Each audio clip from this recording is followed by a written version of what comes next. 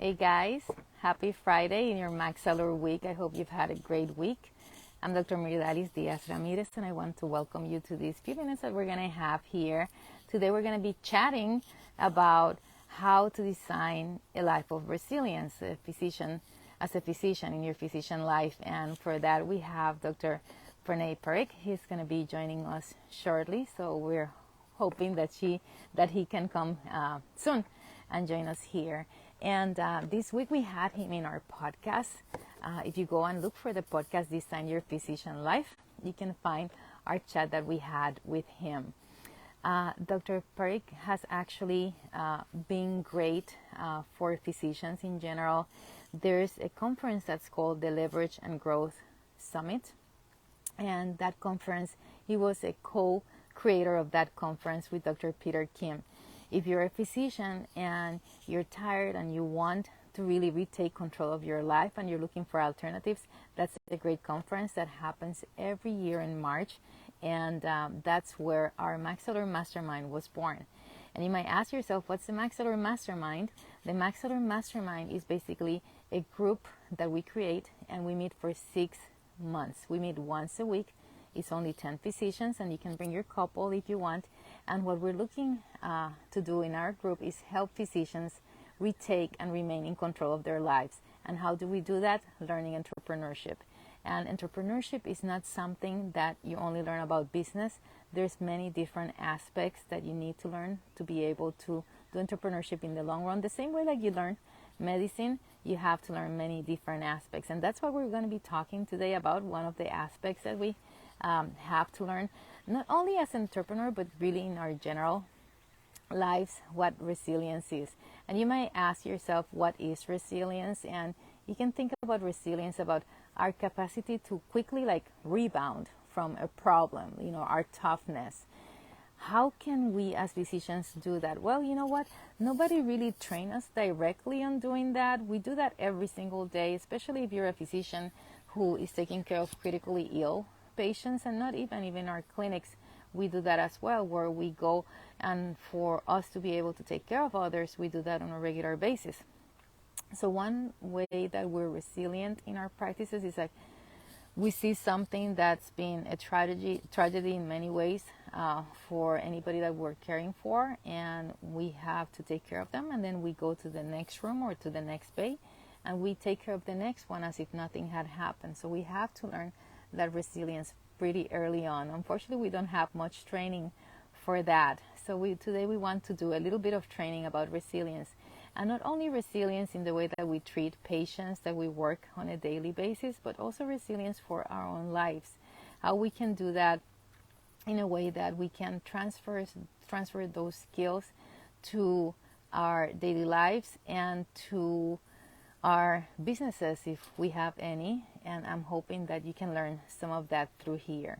If you go to our Design Your Physician Life podcast, you can learn a lot of those things that other physicians have done to be resilient in their business. Welcome to our transmission today. If you're here, please do #live, #replay, so that we can share with others. So we're hoping to see Dr. Parikh soon. In the interim, we can learn a few things that are important for you to be resilient. As we said, that resilience is that capability of just bouncing back, like being tough, being able to deal with different situations. And having been through burnout myself, I can tell you that it wasn't really easy, and many people will need some extra help for them to do that. But like with any problem, we want to first be self-aware. So that's going to be the first thing. If you want to be resilient, you have to be self-aware of the situation, of yourself, of your capabilities, of your resources that you have either at hand or mentally or physically to deal with any situation that you're finding that you're in the middle of, right? So that's going to be the main starting point for anything in your life, being self-aware of what's going on, defining the problem. And in resilience, when you're sometimes burnout, you don't see a problem. When I was burnout, I had for 8 months, I was not even smiling, and I had somebody from outside come and tell me, hey, why is it that you don't smile? And it wasn't until then that I noticed, oh, okay, you know what? Somebody has noticed that there's a problem, and then that I should do something about it. So that's going to be our starting point with resilience. Then it's going to be mindfulness, right? Once you're aware, it's like you have to think about, do some introspection about the things that you'd like, about what you have to do to be able to get out of that situation. And it's not only about being aware of the things that are available to you, it's how you're going to be using them, where you want to be, what's that other person that you want to be in this situation. And sometimes to be resilient, we have some time to think about it, and sometimes we don't have much time to think about that change, right? Like if we're a physician in the emergency room or in our clinics, if we're busy seeing, I don't know how many patients a day, right? You have so many, 30 patients a day to see. And then in this room, you have a patient who has gone through this terrible situation, and then you go to the next room, and then the next one is celebrating whatever great thing happened, and then you're like bouncing with emotions from one room to the other, trying to not to take it personally, but being able to be present for your patients there.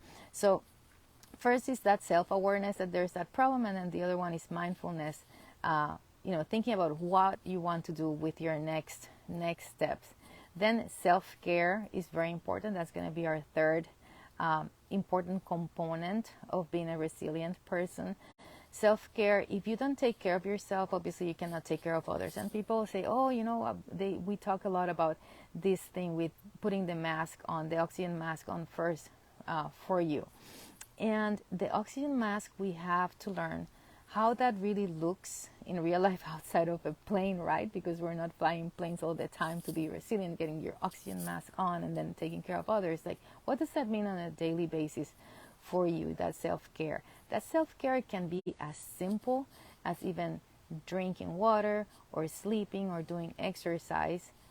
It can also be as simple as meditating, taking some time where you're disconnected.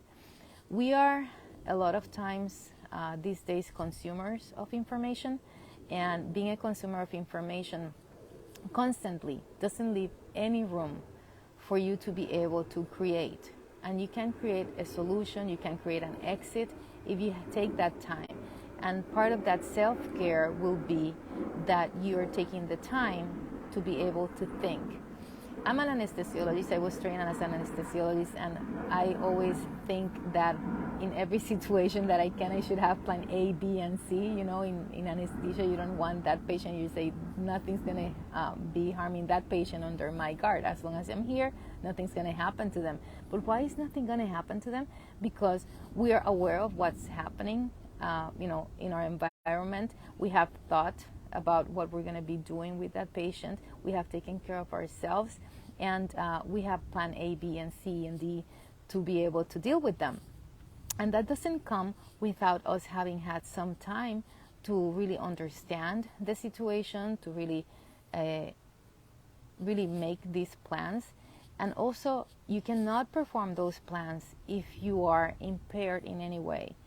And not having enough sleep is really a way of being impaired.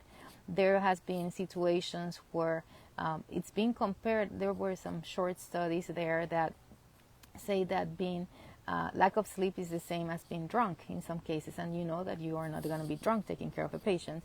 So if you're somebody who's taking care of yourself, who are not involved in risky use of substances, who's sleeping, who's meditating, who's exercising, and all those things, you're going to be able to be more resilient.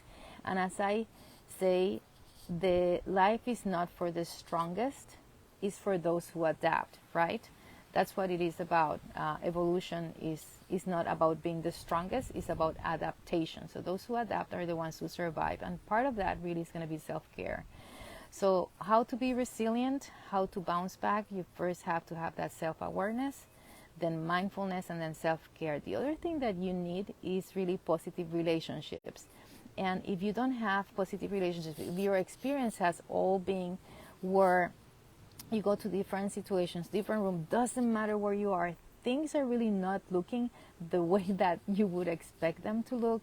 your way of talking to people is really not being said in being received in the way that you think it should be received, that's going to be very difficult to bounce back from that situation. When you're in those relationships, you're finding either a wall, hitting that wall, or hitting an abyss, right? You're not going to have a good way of coming back because you get discouraged. And the positive relationships are not only with our patients, as I say, it's going to be in our lives, and it can be with our business partners, with our clients, internal and external clients.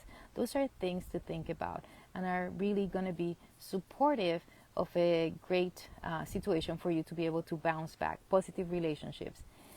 The last thing that is really important is a sense of purpose, and that brings us to happiness as well. Having a sense of purpose will make us complete.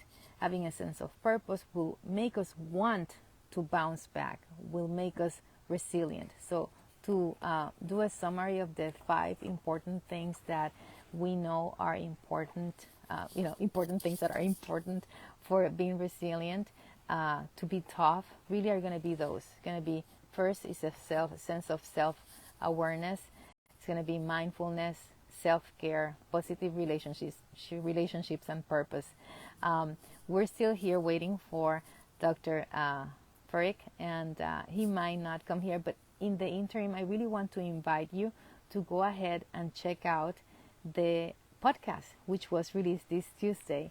And you can listen to his story about how he decided to become a physician, and then the things that he's said yes and said no to be in the situation that he's at right now, how he has created a resilient life. And he's created a resilient life by saying yes to many things. And if you are in positive relationships like the one that he has developed with Dr. Peter Kim, you will know that that relationship came because he decided to say yes to a situation. When do you decide to say yes, and when do you decide to say no to different situations? That's going to be decided depending on your values and your principles. For you to be able to say yes to something, you have to be centered and say yes to an opportunity, understanding how that's going to be affecting your world. You have to be self-aware of that. And in his case, he developed this wonderful relationship with Dr. Peter Kim that took him eventually to create that wonderful and amazing conference, which is the Leverage and Growth Summit, which I invite you to check out. He has also an investment group, which he wasn't expecting to do, and he's been able to develop that for him, for his life, for his family, and for all those who are part of that investment group right now. I don't know if he's here. I haven't seen him around, and I hope that he can make it. If he doesn't make it in the next few minutes, in the interim, I want you to invite you to visit our website. It's maxsalary.com, MAXALLURE, and you can learn more about our next cohort. We have a cohort starting in May for 10 more physicians for our Maxillary Mastermind. The things that we learn there include, we talk about resilience. We go through exercises where you discover yourself and then you develop your vision first. More than anything, it's important that as a leader of your life, you design your vision, that you're a leader in your life who has a vision of what you're going to do, where you're going to do, why you're going to do that.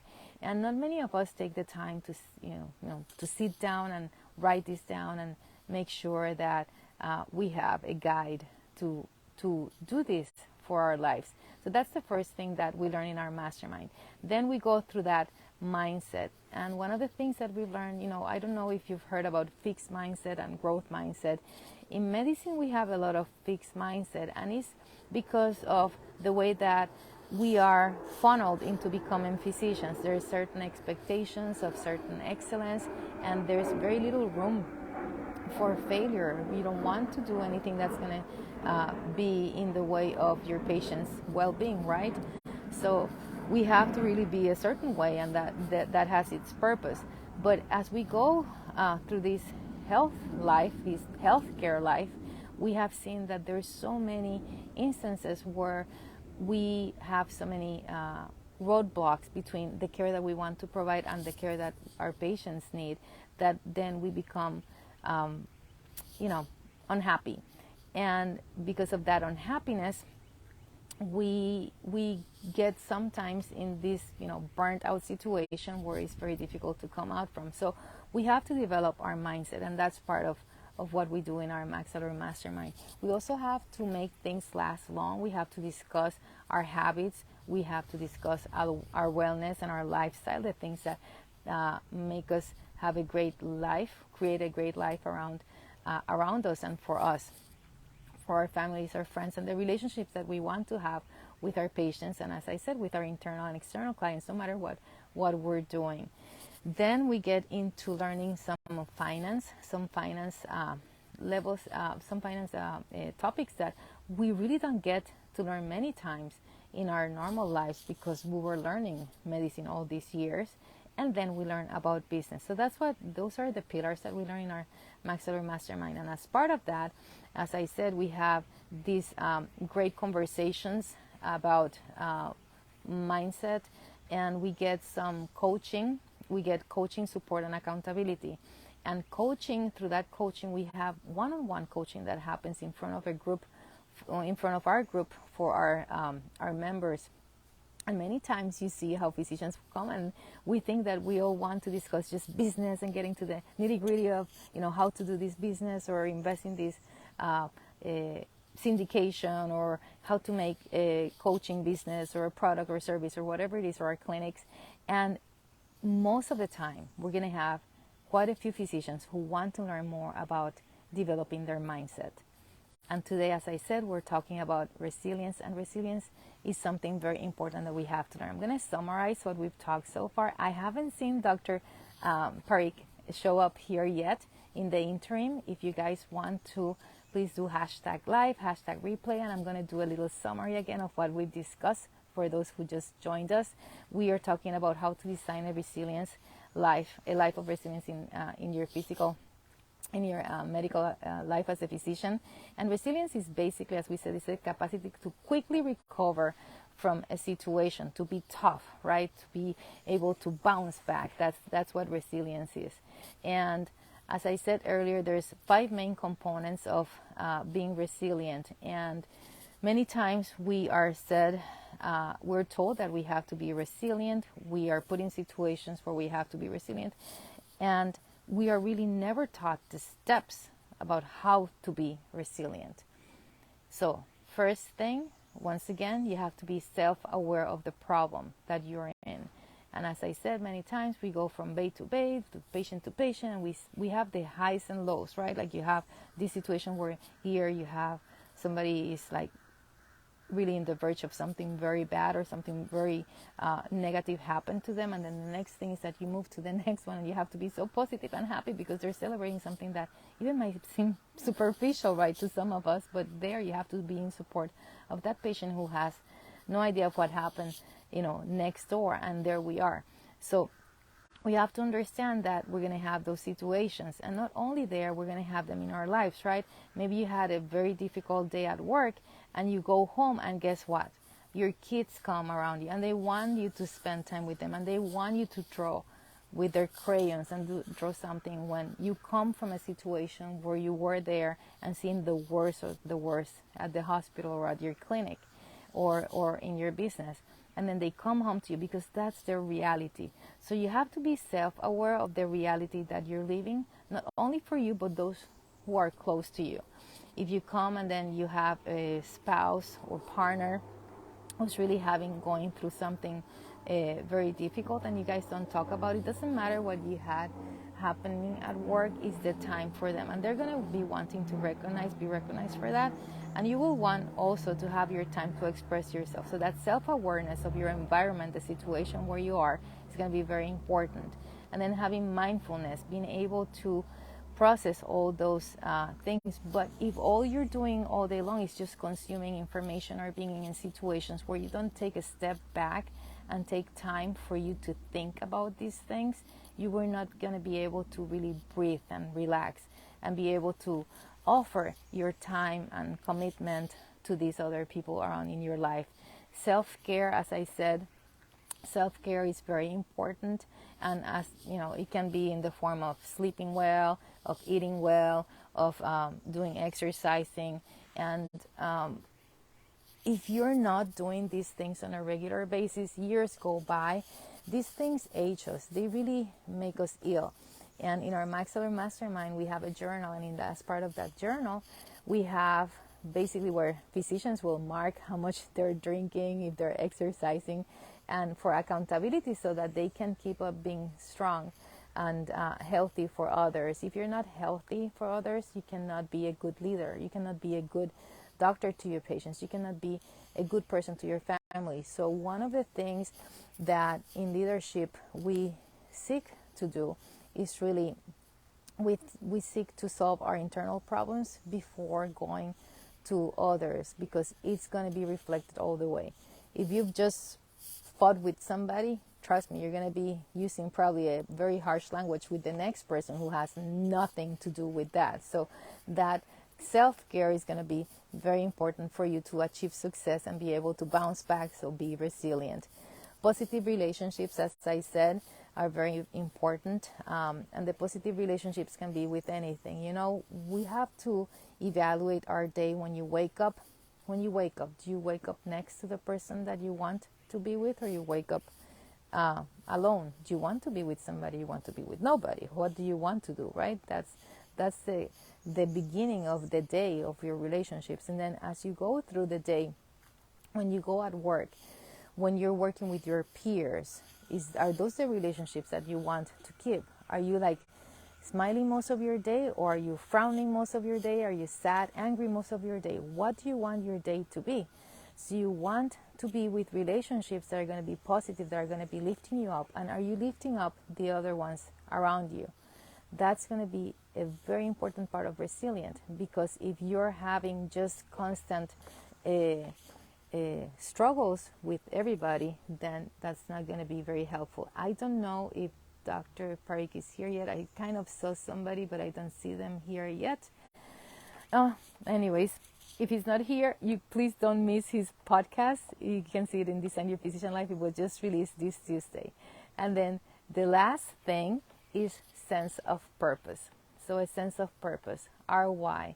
And if you do this particular exercise where you write it down, take the time to write it down. Take the time and go through your day exactly how your day is, every single item of your day. And then on a different column, you write item by item how you would like that to be.